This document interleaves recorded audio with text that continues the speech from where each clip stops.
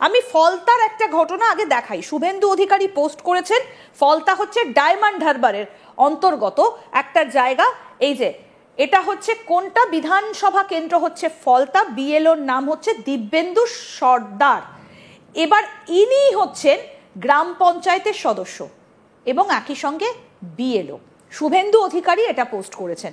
আপনি বিএলওর সম্পর্কে কথা বলছিলেন কর্নেল চৌধুরী খানিকক্ষণ আগে, এবং এই যে দিব্যেন্দু সর্দার, এই কিভাবে বিএলও হতে পারেন? ইনি তো তৃণমূল কংগ্রেসের গ্রাম পঞ্চায়েতের একজন সদস্য। ইন্দিরা, এরকম বহু নাম এসছে, এটা একটা নাম দেখালেন, আপনিও জানেন এবং আপনারা আজ তাক বাংলায় দেখিয়েছেন দু তিনজন বিএলও এখানে বসে সাহস করে অনেক কিছু বলে দিয়ে গেছে। এবং দেখুন, বিএলও হতে গেলে যে যে কোয়ালিটির রিকোয়ারমেন্ট থাকবে, যে কিওয়ার্ড থাকবে, সেটা ইসিআই খুব ক্লিয়ারলি বলে দিয়েছে।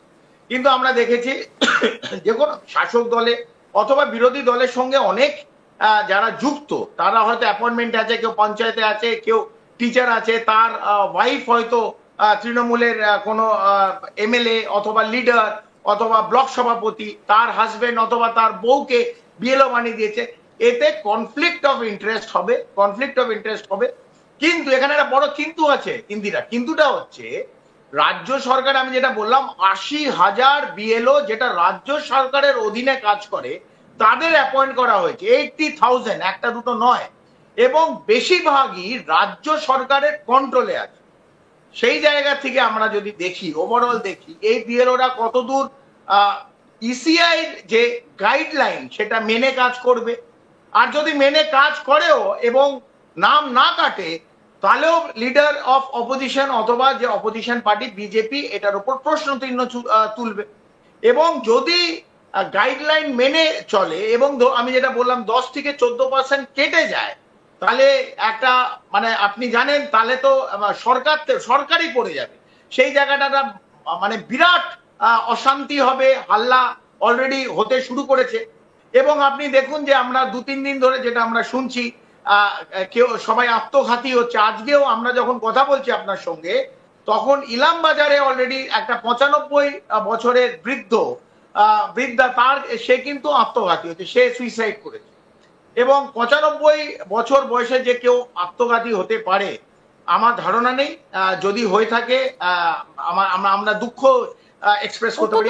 এই খবরটা কিন্তু এই ধরনের ঘটনা ঘটলেই এখন এসআইআর এর সঙ্গে জুড়ে দেবার চেষ্টা হচ্ছে। কর্নেল চৌধুরী, আমি ফলতার বিষয়টা এই জন্যই তুললাম, বিরোধীরা বারবার করে তো অভিযোগ করছেন, কারণ এই যে ডায়মন্ড হারবার লোকসভা কেন্দ্র, অভিষেক বন্দ্যোপাধ্যায় লোকসভা কেন্দ্র, এটা দক্ষিণ 24 পরগনার একটা বড় জায়গা, এবং এই জায়গাগুলোতে ভোটার লিস্টে নাম উঠেছে প্রচুর, ভোটারের সংখ্যা যতটা বৃদ্ধি পেয়েছে জনসংখ্যা তার থেকে কম।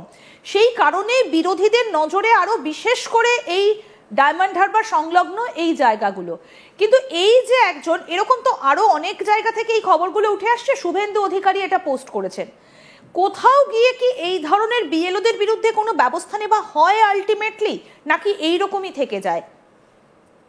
দেখুন, বিএলওদের অনেক ধমকি দু তরফ থেকেই হচ্ছে। শাসক দল থেকেও ধমকি পাচ্ছে, বিরোধী দল থেকেও ধমকি পাচ্ছে, এবং বারবার অনেক সংবাদ মাধ্যম আপনি দেখবেন যে পেটুয়ার সংবাদ মাধ্যম থাকে, কোনোটা কেন্দ্রের থাকে, কোনোটা রাজ্যের থাকে, তারা যে ডাইরেকশন আছে সেই ডাইরেকশনই কথা বলছে। এবং একটি অংশ যারা কেন্দ্রের সঙ্গে যুক্ত, তারা বিএলওদের খুব ভয় দেখাচ্ছে যে বিএলওদের হয়ে যাবে। 40 জন বিএলও জেলে আছে বিহারে, যে বিহারে এসআইআর সদ্য শেষ হয়েছে, এরকম ভাবে ভয় দেখাচ্ছে। বিভিন্ন ইউটিউবার যারা আছে, তারা যারা চায় যে এই শাসক দল ভেঙে যাক এবং বিজেপি আসে, তাদের একটা মোটিভ আছে। তো সেই মোটিভ নিয়ে যারা শাসক দলের সাথে আছে তারা একরকম কথা বলছে, যারা শাসক দলের বিরুদ্ধে আছে, সে ইউটিউবার হোক, গণমাধ্যমে ইলেকট্রনিক মিডিয়াম হোক, তারা কিন্তু উল্টো কথা বলছে। তো আমাদের দেখতে হবে ইন্দিরা, যে যদি আমরা নিউট্রালি এটা দেখি, এসআইআরটা করছে ইসিআই, সেন্ট্রাল ইলেকশন কমিশন, সেখানে তারা যেভাবে এটাকে নিয়ে চলবে, কারণ বিরোধী দল একরকম বলবে, যেহেতু আপনি ডায়মন্ড হারবার স্পেসিফিক দেখালেন, অভিষেক বন্দ্যোপাধ্যায় শাসক দল এবং তৃণমূল কংগ্রেসের সেকেন্ড ইন কমান্ড এবং অল ইন্ডিয়া জেনারেল সেক্রেটারি, তার কথা একরকম হবে। তো রাজনৈতিক কথার মধ্যে না গিয়ে, যেহেতু এটা একটা সাংবিধানিক ব্যাপার, so we need to stick to the constitution. Constitution কি বলছে? যে এসআইআর চিফ ইলেকশন কমিশন, তার যেভাবে নির্ধারণ করছে, যেভাবে গাইডলাইন দিয়েছে, যেভাবে বিএলওদের গাইডলাইন দিতে সেইভাবে চলবে। কেউ শুভেন্দু অধিকারী অথবা অভিষেক ব্যানার্জি অথবা প্রধানমন্ত্রী অথবা মুখ্যমন্ত্রী, তাদের কথা এটা চলছে। It is an independent body, আপাতত বলা যাচ্ছে।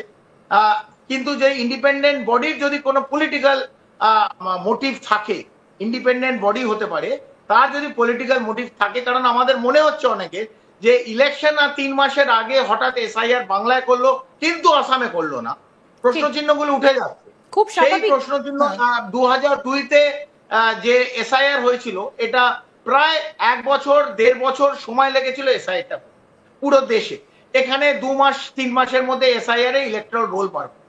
তো এই জিনিস নিয়ে নিশ্চিতভাবে সাধারণ মানুষ, আমার আপনার একটা প্রশ্নচিহ্ন উঠছে। বাট না কত আমি আরেকজন বিএলওর একটু ছবি দেখাই। ইনি রানাঘাটের রনি অধিকারী, ইনি বিএলও, কিন্তু এনার পরিবারের কারোরই নাম 2002-এর ভোটার লিস্টে নেই। এই যে রনি অধিকারী, ইনি বিএলও, অথচ পরিবারের কারো নাম 2002-এর ভোটার তালিকাতে নেই। এবং যেটা আমরা জানতে পারছি যে এই যে যার সঙ্গে ইনি দাঁড়িয়ে রয়েছেন, ইনি হচ্ছেন বৌদি, কিন্তু বাবা মায়ের নাম ভোটার লিস্টে নেই। এবং এই যে তার কথা শুনে স্পষ্ট যে কিছু একটা তার মধ্যে গন্ডগোল রয়েছে। মানে একদিকে শুভেন্দু অধিকারীর পোস্ট করা ফলতার একজনের বিষয় আপনাদেরকে জানালাম যে তিনি তৃণমূলের গ্রাম পঞ্চায়েতের সদস্য, আবার বিএলও, আবার ইনি হচ্ছেন বিএলও, অথচ নাম 2002-এর তালিকায় নেই। তাহলে তো এনারই ভোট দেওয়ার কথা নয়, তাহলে ইনি কিভাবে বিএলও হিসেবে কাজ করবেন? এই প্রশ্নগুলো তো ইন্দিরা প্রচুর, আপনি যেগুলো বলছেন, আমি তাই বললাম, একটা দুটো না, 80,000 বিএলও, সবাই রাজ্য সরকারের অধীনে কাজ করে, রাজ্য সরকারের কন্ট্রোলে আছে।